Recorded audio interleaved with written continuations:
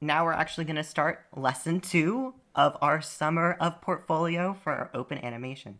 And this class is all about displaying your content.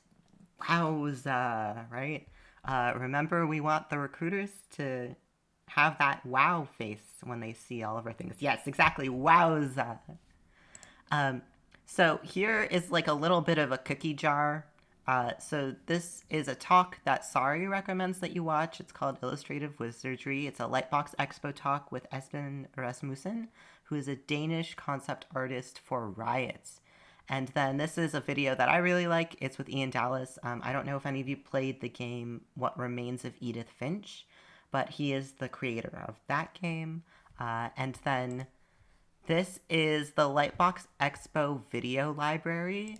So here are a bunch of videos with industry professionals where they talk about design. Like if you really like animations, they have talks with people who worked on like the Casa Grandes, different speed paints by artists in the industry. This is just like a really great resource. This is all leading up to the two-click theory of interactive design. I took a little bit of interactive design classes, and basically across the board, the golden rule of interactive design is that people are incredibly lazy. You know that there's that saying where it's like you can lead a horse to water, but you can't make it drink? Uh, that doesn't necessarily apply with interactive design. Like, you can lead a horse to water and it'll kind of just like follow you, but you need to make it super easy for them to do that, right? Which is why when we talk about two clicks, we're really talking about the fact that, like, if people want to find a piece of content, they should be able to get to it in less than 2 clicks. As we talked about, you have your public portfolio, your private portfolio are good two friends. One is accessible through all of your social media. The other one is a direct link with a password protecting it if you want. But once they get to this page, from here, they should be able to get to any other part of your website through no more than 2 clicks. So that can just mean that like they click onto a menu category and then click onto like maybe a subcategory. Like the subcategory definitely isn't necessary. Or they click into a piece that they see on your public portfolio, and from there on they're able to see like more about that specific piece. And then from your private portfolio, it's once again, they can click onto the menu or the subcategory, or they can just go straight to your general portfolio, which is usually going to be linked in your website, right? So how do we make sure that you can limit the number of clicks onto your website very efficiently?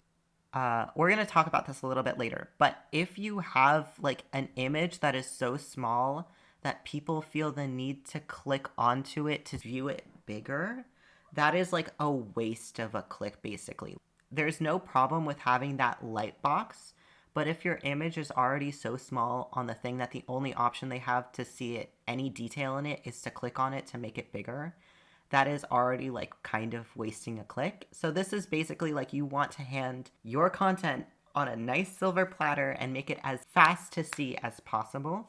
And one of the fastest ways to view things now is the scroll. It's a very old idea, the idea that you have content that is vertical, right? And a big reason why is because we read from up to down. Almost every language reads from up to down. And so this really old archaic scroll format is now once again applicable and is something that we actively do a lot. But because we're always doing this vertical scroll, we really have to start to think about horizontal competition. This is a design theory that is based off the idea of hierarchy. If you have no hierarchy, everything looks the same and you don't really know what's important. Versus if you have hierarchy, like here's like a piece of information that's more interesting to look at so you know it's more important. There's like a lot of things that go into like creating good hierarchy, but during this class I'm kind of going to tear down hierarchy a little bit because you kind of want more or less to have no hierarchy unless it's really important, and here's why. So here is a diner menu from, I think, an American restaurant. When things have so much what I'm going to call horizontal competition, it can be really hard to figure out where you're supposed to start or which menu is like more important than the other one. You kind of get a little bit confused and there's no real good sense of understanding where to start once again, or like what's more important or what you might want to look at. Whereas if we actually just isolate one of these columns, you start to get like a very simple flow. Like here we start on the Joyland Party Platter, and then we go down to the Joyland Classics, and then we have a lot more of this understanding. And then when we're talking about this, we're going to kind of follow the 3-second rule. Why is it 3 seconds? For every single like slot on your scroll, just imagine that this is like a computer screen. This can like vary drastically person to person, but personally, like if I'm scrolling down Instagram, I usually don't really spend more than 3 seconds on a piece. For the amount of time that I spend on every screen length, it's gonna be about 3 seconds before I decide if I want to move on or not. So how are we going to apply this idea to our little website, right? Here's my website. And here are ways horizontal competition can work for you, or rather how the lack of horizontal competition can work for you. So if you have absolutely no horizontal competition, which means that your piece is just standing there on its own, it gets that full 3-second treatment, and then you can scroll down and move past it. So this is really good if you have a piece that doesn't need anything else to make it feel holistic, where it kind of just like says everything it needs to say, especially because we're all in animation and we kind of work in these horizontal formats already. This is very good to have the piece big enough so that you don't necessarily need to click into it to see it any bigger. Another good thing is like if you have a comparison split, this is very useful if you're trying to show 2 different color settings or lighting settings on a piece. Theoretically, if we're following the 3-second rule, you're splitting each of these compositions into 1.5 seconds each. However, it's the same composition, is basically identical. So this is really highlighting like these color differences here. And that's really what it's showcasing. Overall, like you spend 3 whole seconds on the composition itself, but every color change gets its own 1.5 seconds within those 3 seconds. I hope that's not too confusing, but when I was showing my friend Glow from last week this presentation, their question for you are like, are the pieces fighting each other or are they supporting each other? Where like, because I'm trying to show off lighting situations and differences in color, these 2 pieces are supporting each other, because the overall thing that I'm trying to demonstrate that I know how to do is that I can change the color scheme of a piece very quickly and present you with multiple options for the same composition. And so these 2 pieces are really supporting each other in demonstrating that skill. If these were 2 different compositions, they would most likely start fighting each other to be like, which one looks more visually appealing, which is like great if you have 2 different variations of the same idea. And it's just like you want to show that you can present multiple options for the same prompt. I would say that you don't necessarily want to do that if they're not related to each other at all. And then the third one is like the rule of thirds, where if you want someone to spend 2 seconds on one half of it and then 1 second on the other, like you can just use the rule of thirds, where one takes up 2/3 and one takes up 1/3, right? And this is really good for if you want to highlight assets. I would say that if you're a texture artist, or if you're trying to create assets or props, this is a really good use of how they play in an overall illustration, right? Where you can highlight the texture samples that you've created and then show how they're actually applicable in like a final rendered scene.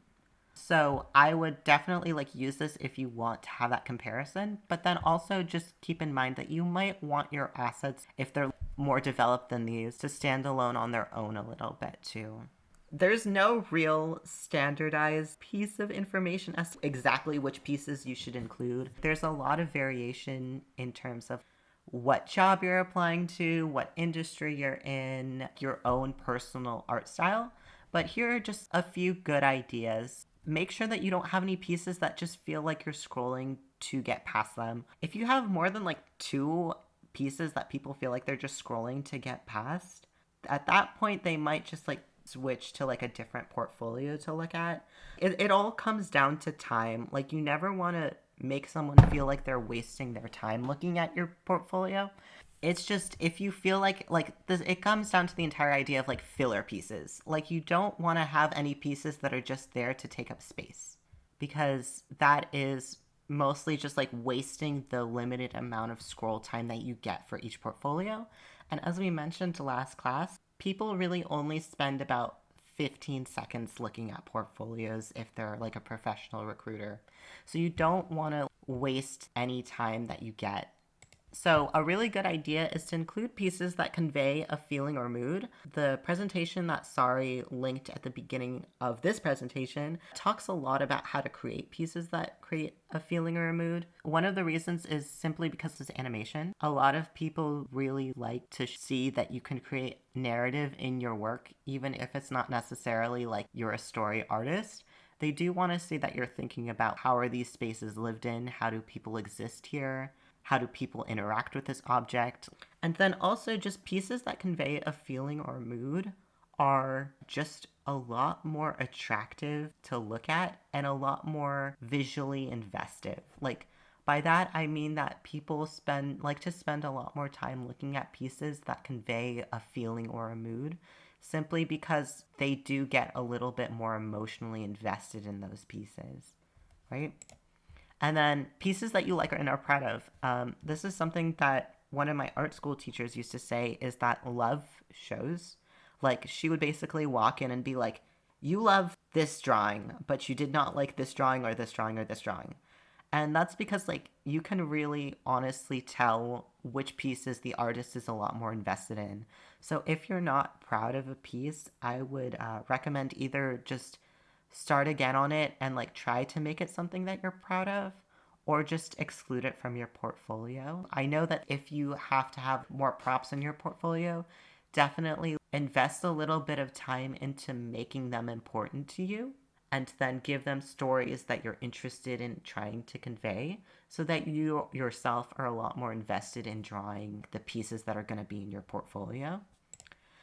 And then pieces that showcase the skills that you need to do the job that you're applying for. That's more or less just like good portfolio composition, is just like you don't want to include any pieces that aren't really going to be helpful in getting you the job. And these are all about your private portfolio. Your general portfolio, which is your public portfolio, like you don't necessarily have to follow all these rules. It can just be a place for you to put work that you finished. But for your private portfolio, where like you're trying to get a job with the scroll time that you get, these are things that you really want to apply. There's this word that it's just like portfolio creation is all about maintenance. Every month or so, you should just like check in with your portfolio and be like, what is not really something that I'm super into anymore? What is not something that like I want to keep here? What is something that I can replace or have an updated version of? More information. We talked a little bit about menu categories last class. And one of the good ways to organize your menu is by lumping it into careers. So here is just like a list of 3D animation careers. These are all different positions that people can fill, right? And for each of these, you're going to have like a slightly different portfolio. But another way to organize like your menu is simply by looking at a pipeline. So this is a 2D animation pipeline, right? So here it kind of lumps all the colors together. So here we have like story, we have concept / background artist, we have like sound all the way down here, animation. For some reason, this one lumps color compositing and editing all together, but those are 3 separate portfolios that you should have. But like there's the paint department, and then there's the compositing department, and then there's the final editing department. And like you can even argue that like storyboard animatic, which should be about here, would also be an editing position. So these are like a good way to start lumping together your work is based on the department that they're in the pipeline. And then this one's even more complicated because now we're going to get into the 3D production pipeline, right? Where there's just so much more going on. So here I've kind of lumped together all of these into like what job department they would be in, and then even more lumped those into like kind of macro departments that they would be in. You have your story, and then story and editing combine to make the animatic, right? After that, we get design, and then design's going to keep playing a role in the rest of this all too. So design and blocking work together really well to make layouts. This is basically when you start like 3D laying out the actual sets. And then R&D is, I know we got a question about technical direction earlier, so a lot of that gets done in R&D, but then also gets extended out to making toolkits for like the rest of the pipeline. You got modeling, and then inside of that, you get texture artists who are going to be designers who draw textures, but then they're not actually the people making shaders because that's a technical direction position, right? Technical direction does a lot of work for rigging. And then you get animation is just like this one tiny little section, but then like you get into VFX, lighting, rendering is also kind of technical direction. It's a lot of programming, and then compositing, but it's also kind of editing. VFX, but it's also animation, right? Editing. This is just like very complicated, but here's a really good way to start breaking those down into thinking about like how to actually kind of list them as categories on your website. Blocking is also called layout in some jobs. So you might just want to make that layout artist, right?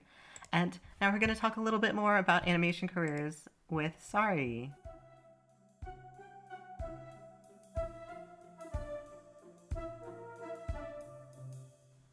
Yeah, so the question was, if you don't live in California, can you still get an animation job? Like, I know people who do animation jobs everywhere. One of the biggest pieces of advice that I think I've gotten for people who don't necessarily work someplace where there's a lot of big studios is like looking into ad companies.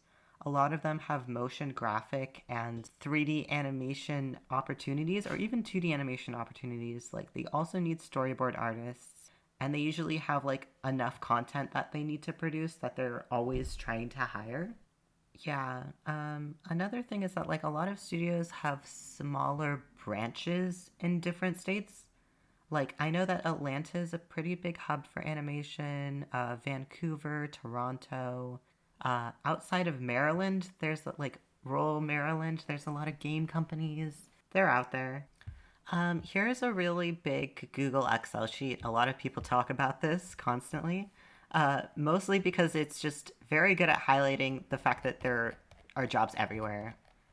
It's really just like trying to figure out which key terms you can use to describe animation in different fields.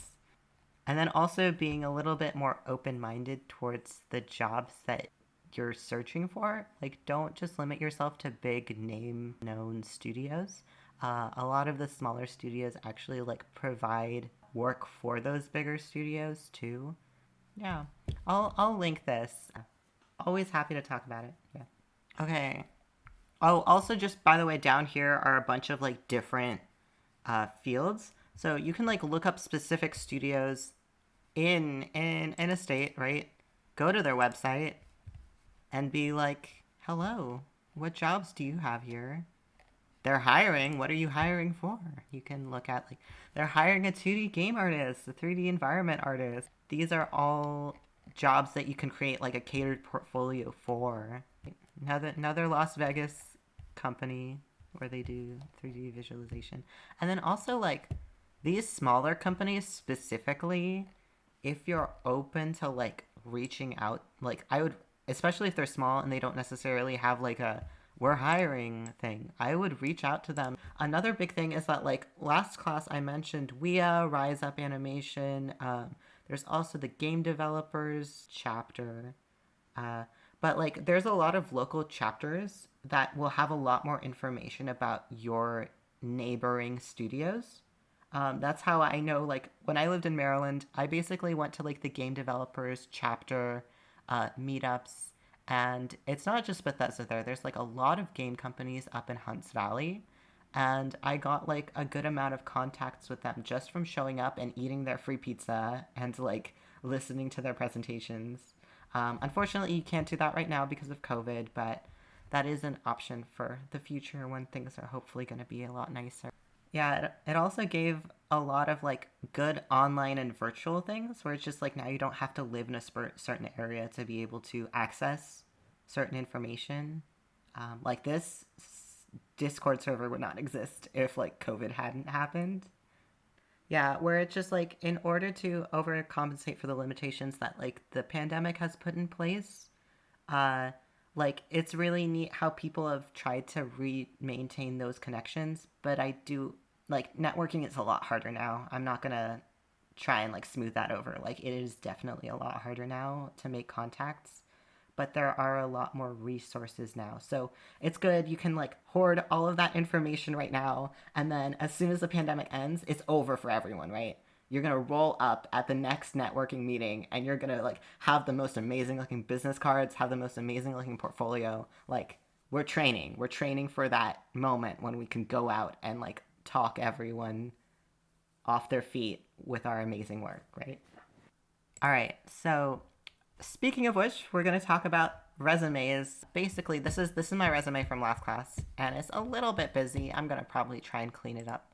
But here are just the basic parts of it is that like you're going to want your tagline that says what you do just off the bat, like here's what I do. You're going to want an area of your work experience. You're going to want to have your skills. You're going to want your education. I'm going to go into this in a lot more detail. You want your awards/certifications, and you want relevant courses. So I don't have all of these sections because you can kind of pick and choose your way. The only ones that you definitely have to have are work experience, skills, your tagline, and that's it really. Like these top three. I would recommend your education if you do have a degree. Like put that education. If you have a few years of college, put that education. Yeah, so we're going to get into that a little bit more.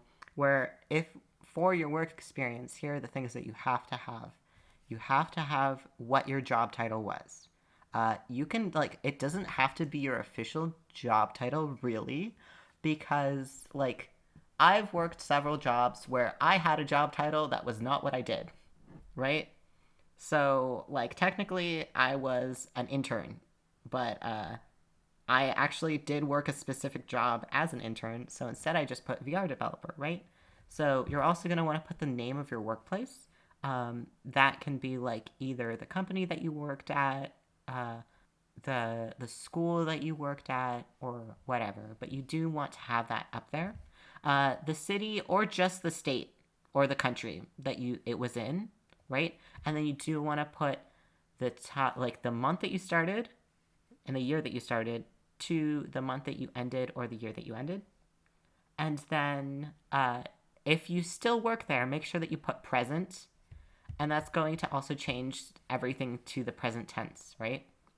So the text that you want under is like the responsibilities that you had, the applied skills that you either learned or like used during the job, the team size that you worked on, the role or the communication skills that you had to use, right? So you kind of just like want to put in as much information about like how responsible and really adept you were at doing your job there.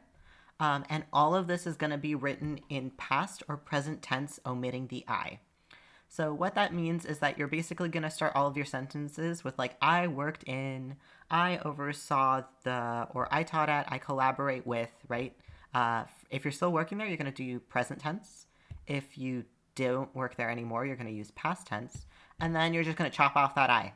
So instead of being I worked in, it's just going to be worked in a studio, blah, blah, blah, blah, blah. Taught at a school, blah, blah, blah, blah, blah. Right? So just make sure that you keep this in mind. Like just start your sentences with I and then just get rid of the I.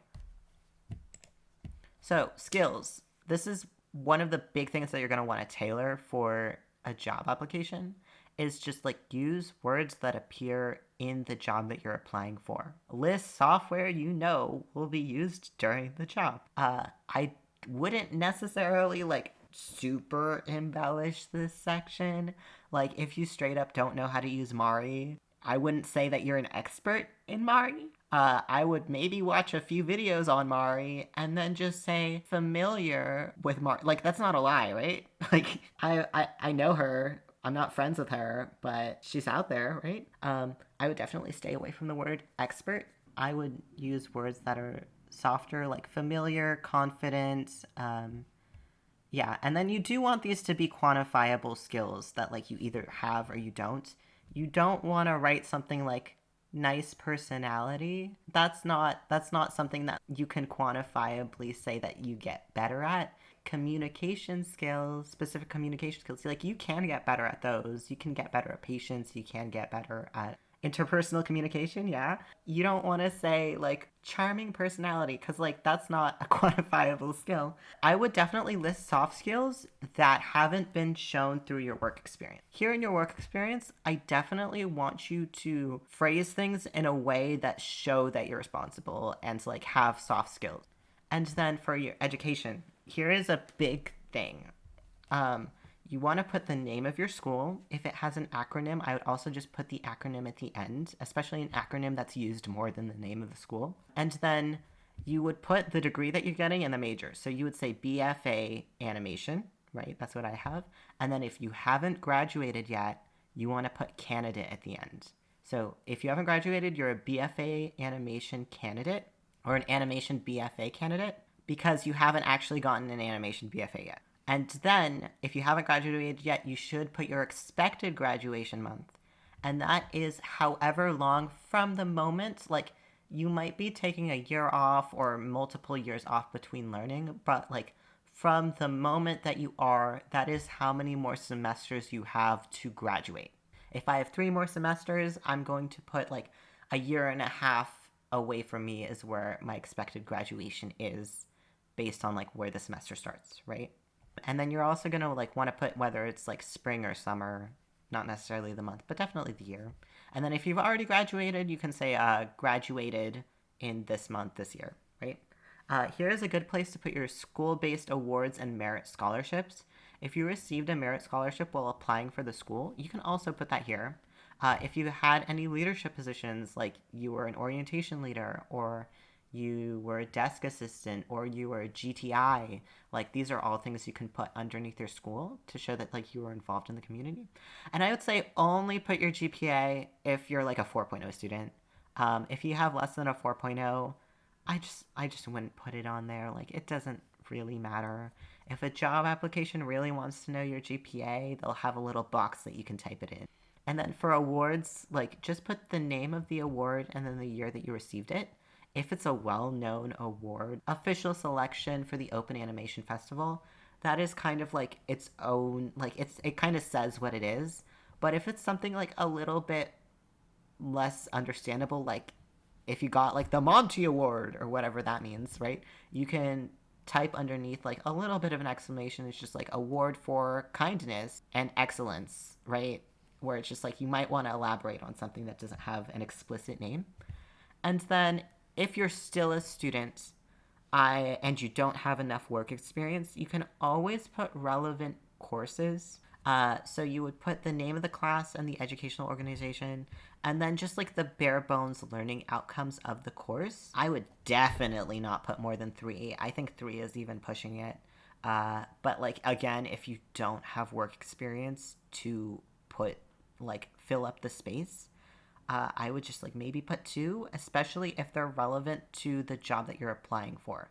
Like if you're applying for a rigging job, like, and you took a rigging class, but you don't have any jobs that you actually rigged in, like I would definitely put that in a relevant course category, simply because it's just like it shows that you're knowledgeable about it and you've had some sort of formal training, even if it wasn't during an internship. But once again, if you do put that in, you should definitely have like these skills in your portfolio to back up the fact that you took the class. Like, just don't put it in there as like an excuse for like, I know I don't have any rigging examples in my portfolio, but like I did take a class. Because like if you don't have rigging examples in your portfolio, it kind of just like doesn't say that you actually learned anything from the class, you know? Like, I would definitely just make sure that you have pieces in your portfolio to back up the fact that you did engage with the class. And then the last thing I'm going to talk about is something people talk about a lot, is action words. You want to be talking about the work that you did in active tense, right? You want to be talking about like, I don't want to say like treat your work experience like an action movie script, But you kind of do want to do that where it's just like, I delivered products on time and in an orderly fashion.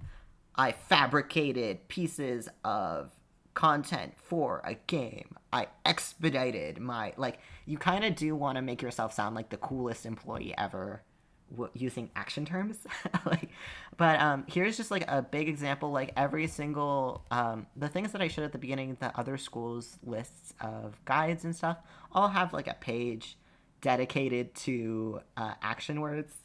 I don't. Yeah, you never want to write about work experience in passive tense. Yeah, you do want to like use very active tense for how you're writing about portfolios. And that brings us to next class. Next class is going to be a resume and cover letter workshop. And we're not talking about cover letters this time, but like your resume is going to inform your cover letter. I would just highly recommend you start with a blank document and write down all the information that like we've been talking about. Just make sure you include like job title, name of workplace, all this stuff, and just have that listed out in a document. First of all, because it's a lot easier to edit than if you use like the resume presets. You can use the resume presets if you're pretty confident in your work, but like blank document is all you need to get started. And yeah, just like start listing out that work, right? And that's it for the lecture. We made it. It was an hour long. Oh my god. And then once again, I've been talking about Open Animation a little bit, but if you don't know, it's a community-run animation education Discord. So you can become a student or you can just follow along with lessons that are online. You can check out the Instagram, the Twitch channel, or the Twitter, or just go to openanimation.org and you can join the community or volunteer. All right. Thank you so much, and I hope to see you all next class.